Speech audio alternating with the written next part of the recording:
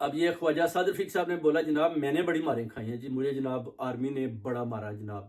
مجھے ننگا کر کے مارا، میں نے جناب بڑی قربانیاں دی نواز شریف کے لیے، مگر وہ کہتا ہے میرے ہتھے بھی کچھ نہ آیا، مارے بھی کھائیں، سب کچھ کیا۔ جوید ہاشمی نے وہ کہتا ہے اس نے بھی بڑی ماریں کھائیں، مگر وہ کہتے ہیں دونوں کہہ رہے ہیں، کہتے ہیں جب ہمیں ماریں پڑتی تھی تو اس وقت کیا ہوتا تھا کہ نواز شریف جناب پتلی گڑی لے کر یہ جناب دبئی بھاگ جاتے تھے، قطر بھاگ جاتے تھے، اپنا سعودیہ بھاگ جاتے تھے، اس طرح یہ نکل جاتے تھے، پیچھے سے جناب پارٹی جو ہوتی تھی اس کے ورکر سارے، اور ہم کہتے ہیں ہمارے شہری کھاتے تھے۔ اور نواز شریف صاحب جب حکومت آنے والی ہوتی ہیں، جیسے ابھی لاؤ لشکر لے کر جہاز لے کر پہنچ جاتے ہیں کہ مجھے پرائم منسٹر بنا دیں، اور جن ورکروں نے مارے کھائی ہوتی ہیں، جو صحیح اپنی پارٹی کے ساتھ بڑے اپنا